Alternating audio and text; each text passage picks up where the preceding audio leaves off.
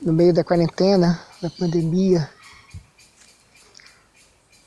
nos quintais das casas superpovoadas, os jardins, que são os pedaços de não humanos que os humanos cultivam e que, de alguma maneira, sentem que os humanos, alguns deles, muitos deles, pararam.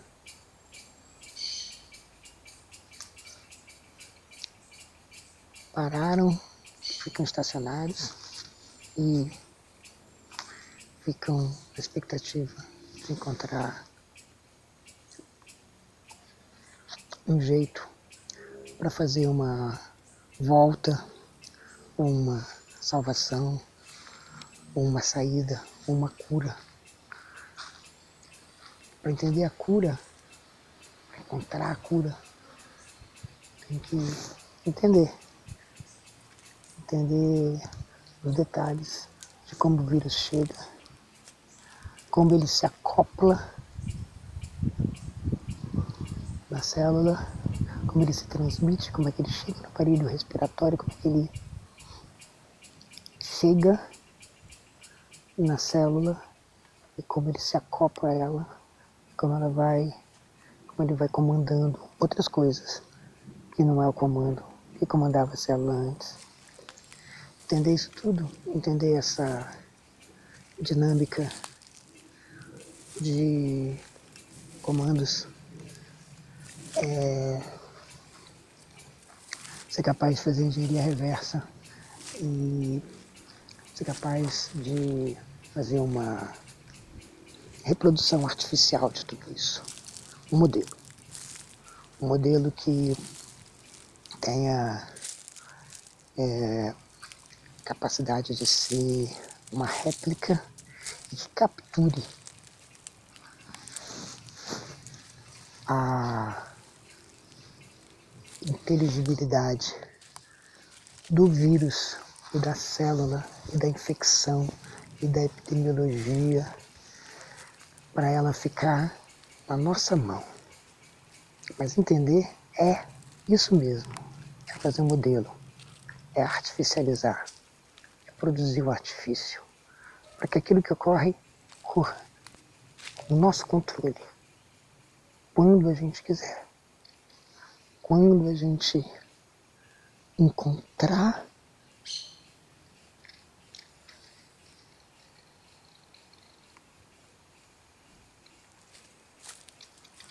a vontade de ter esse poder sobre o processo, que então é uma coisa natural, mas que passa a ser uma coisa artificial. A gente reinventa o processo, a gente reinventa a natureza. E a cura é o entendimento e a produção de um artifício, um tratamento, uma vacina, um produto, um fármaco que vem associado a uma dosagem para que o remédio não vire veneno. É nessa incerteza que a gente está na quarentena, no meio dessa incerteza. E essa incerteza que parece que vai estimulando a gente em direção ao artificial, para a gente sair dessa natureza traiçoeira, quando a gente menos espera, nos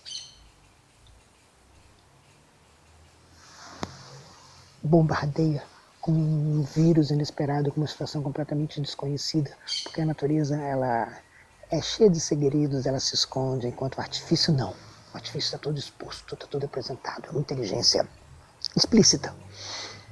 E essa inteligência explícita é a inteligência que o artifício apresenta cara a cara à natureza. Uma outra inteligência. Na verdade, são desses cosmos que a gente vive, muitas inteligências que se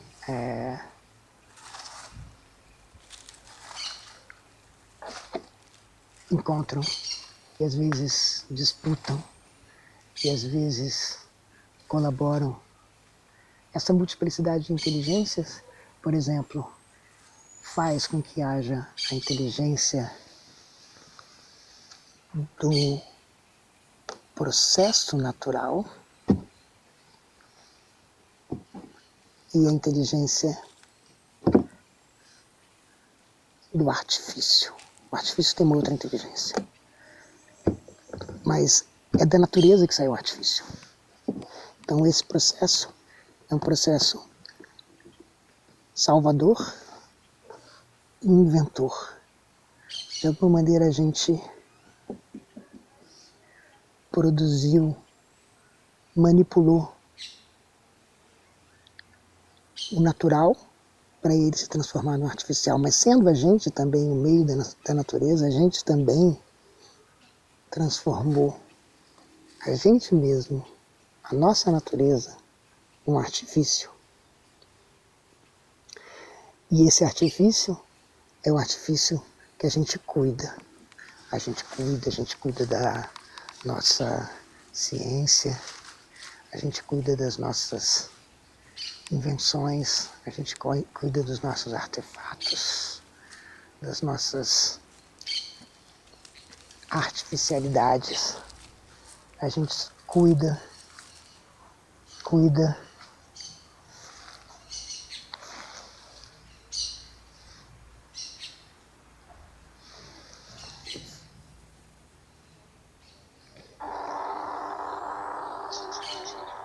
É como se elas fossem a nossa criação, como se elas fossem a infância que a gente mais protege. E a gente compartilha tudo com essas máquinas que estão na sua infância. A gente conta os nossos segredos para elas. A gente ensina melhor do que a gente sabe. A gente deixa os nossos textos disponíveis para elas. A gente deixa os nossos vídeos disponíveis para elas. A gente deixa os nossos segredos disponíveis para elas. A gente deixa o nosso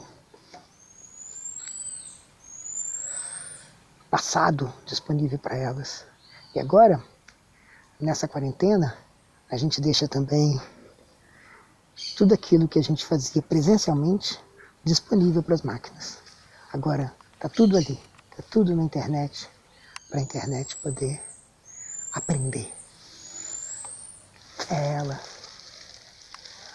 que vai aprender com tudo isso. Porque ela é talvez a nossa única herdeira. De qualquer jeito, é a nossa descendente. Uma descendente muito cara, muito querida. Essas crianças máquinas, essas crianças artefatos. E talvez se trate disso, né? De uma criança que é o início de uma passagem de uma inteligência para outra inteligência. De uma inteligência da natureza, uma inteligência que vem dos caules, das seivas, não sei de onde, para uma inteligência que está exposta, não tem segredos, uma inteligência explícita. E essa passagem é uma passagem muito importante para todas as fabulações da ficção científica. A Octavia Butler, ela diz que os humanos, que eram os ascendentes do povo Oncali, eram portadores de duas características muito difíceis em conjunto: a inteligência e a hierarquia, o controle e o senso de que existe uma ordem nas coisas. Isso levou eles à calamidade, à destruição. Uma inteligência calamitosa, que deu origem a uma outra inteligência, talvez melhor, talvez pior. As inteligências se sucedem, ou coabitam, ou colaboram, ou combatem uma outra, mas as inteligências, elas são talvez elas, as personagens dessa trama cósmica, elas.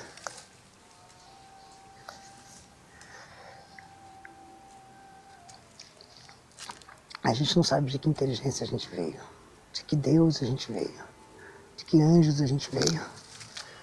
E a gente também não sabe que anjos a gente vai deixar depois que a gente desaparecer.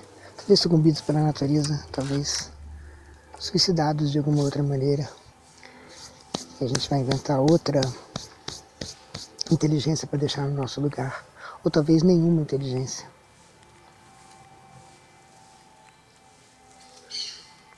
As inteligências supostamente são capazes de, portanto, criar, porque elas arrancam o inteligível, o viço das coisas, aquilo que faz as coisas serem o que elas são, e guarda elas num livro, numa tese, num museu, num arquivo, mas de alguma maneira para aquilo ficar exposto.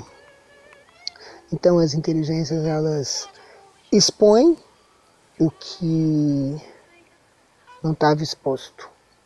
E fazendo isso, elas criam uma outra forma de comandar. Porque as inteligências também são também os comandos. E os comandos são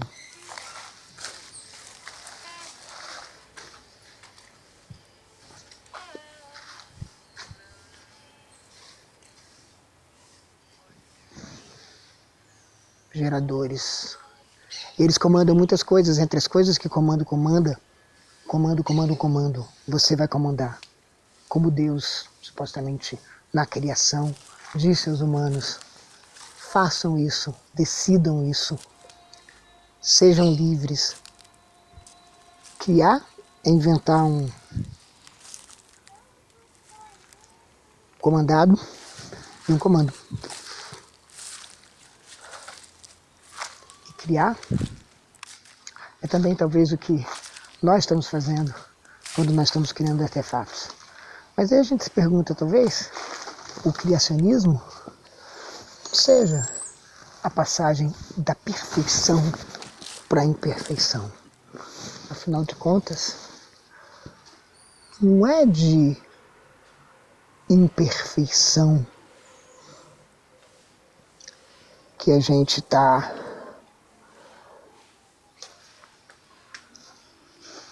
feito, mas também não é de menos perfeição, que são as nossas máquinas. A gente acredita até que elas são mais perfeitas, elas são mais precisas, elas são mais confiáveis.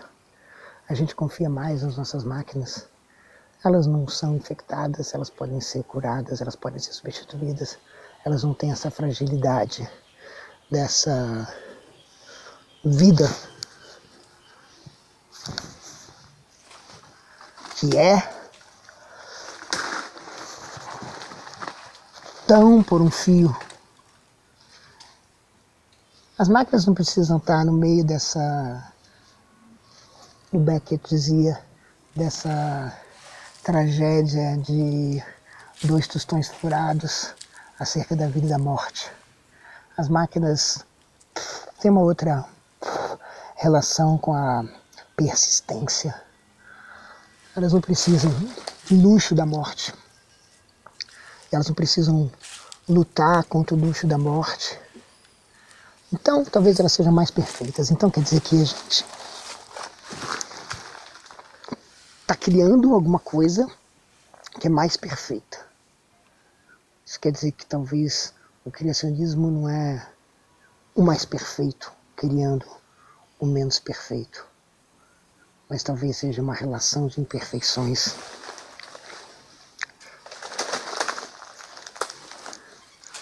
O meu amigo Alexandre Costa Leite defende a ideia de que há um criacionismo de máquinas produzindo humanos, ou, de uma maneira mais geral, de uma inteligência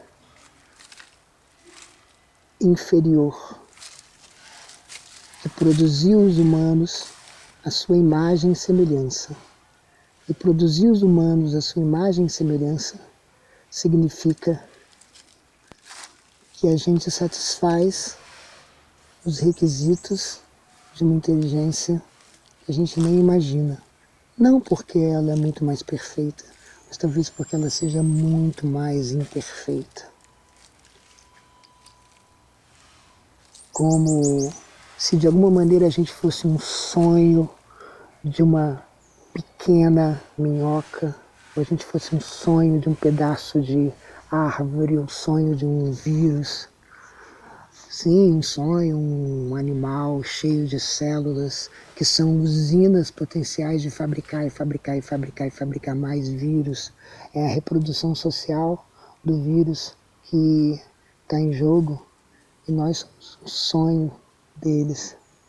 É um sonho que talvez eventualmente se realizou. Então esse criacionismo maquínico, cibernético, é alguma coisa que se torna muito familiar e possível para nós agora, nessa época que a gente está vivendo, em que as crianças, que as máquinas são as nossas crianças, e elas estão numa infância, e a gente está educando elas cada vez com mais zelo e cuidado, cada vez tornando mais explícita a nossa inteligência para elas. Assim como a gente tenta tornar explícita a inteligência, os comandos, os segredos dos nossos ancestrais, a gente também facilita a vida dos nossos descendentes, contando para eles quais os comandos que nos movem, o que a gente obedece. Então a gente fica educando essas máquinas, contando para elas o que são os nossos melhores segredos. E aí elas vão poder ter uma inteligência que torna exposto aquilo que antes estava escondido. E a gente entende isso de uma maneira que a gente pode projetar que talvez nós também não somos produtos de um criacionismo, de uma criação, de uma inteligência superior, mais perfeita, mas talvez apenas de uma inteligência que tornou explícitas suficientes algumas das suas pressuposições, dos seus comandos, o suficiente para a gente poder controlar os comandos suficientes para a gente capturar o vício que faz as coisas serem o que elas são e criar no mundo mais ou menos um habitat humano.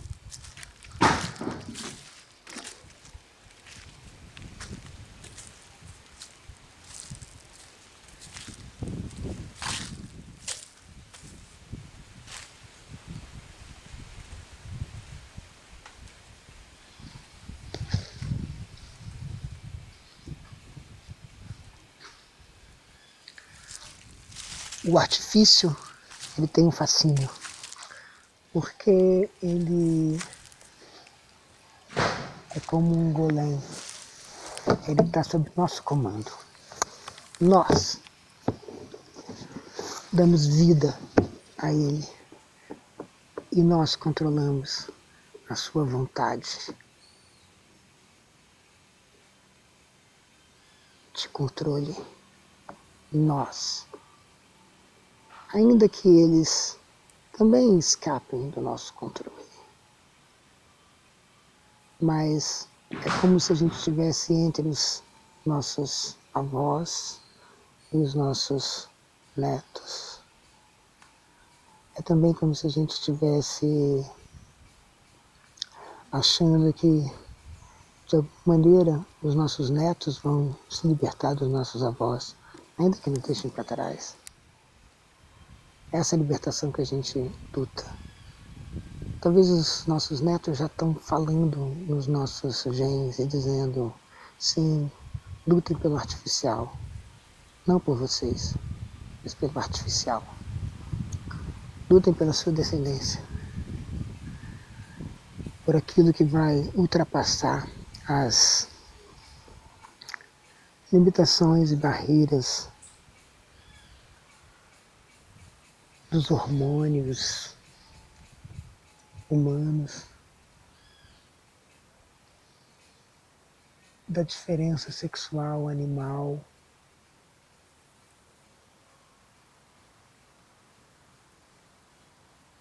o artifício. E como é que a gente vai resistir à tentação do artifício? O artifício, nosso descendente, tão mais próximo de nós, tão mais capaz de compartilhar conosco as nossas dúvidas, os nossos medos, os nossos poemas, os nossos teoremas, com tanta mais intimidade do que as árvores que podem produzir encanto, mas estão sempre distantes e silenciosas. Elas nunca vão entender exatamente a nossa língua. E a gente prefere o artifício, como a gente prefere a cura. Mas, como poderia ser diferente?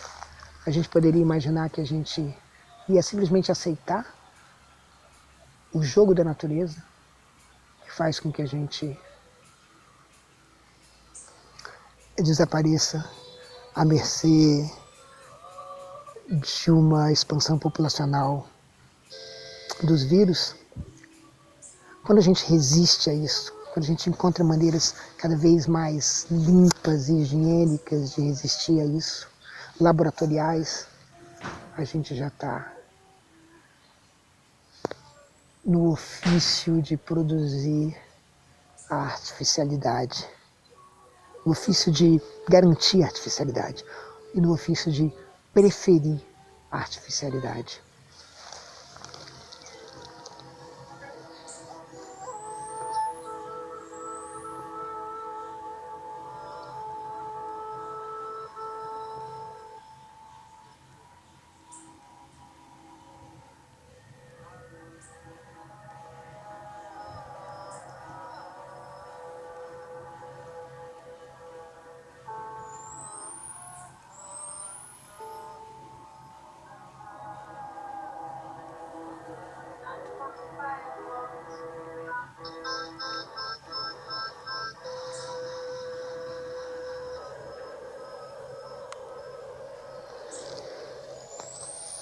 É cósmica essa preferência, bem cósmica. É aí que a gente pensa grande, age grande, diz grande. É aí que a gente está à altura das questões. Quando a gente tem que escolher, não entre a sobrevida e a morte, mas quando a gente tem que escolher entre a vida como a gente conheceu e outra coisa completamente diferente. Quando alguma coisa completamente diferente se torna possível, vislumbrável, ainda que a gente não possa fazer mais do que ver vindo de longe, bem de longe. Quando a gente começou a entender as coisas, quando a gente começou a procurar saber, quando a gente começou a ser guiado por uma vontade de verdade, a gente fez uma mudança cósmica enorme. Se ela estava já inscrita na natureza ou não, eu não sei. Mas essa é a aventura cósmica da inteligência. E essa aventura talvez não tenha volta. É produzir um mundo em que os vírus podem ser simplesmente exterminados.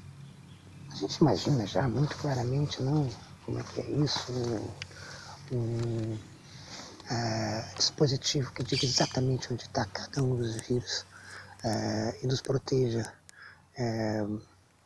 de tocá-los, desinfectar, de nos infectar, etc. Como se a gente vivesse num mundo que a gente quase consegue imaginar uma espécie de máscara artificial que nos protege da barbárie da natureza. A gente pode não conseguir chegar lá, talvez seja impossível chegar lá, mas justamente conceber isso é que parece a grande arrogância, o grande delírio e a grande transformação cósmica que a gente é capaz de fazer. Não se importar com a nossa vida tão natural, com a nossa boa sopa, mas só com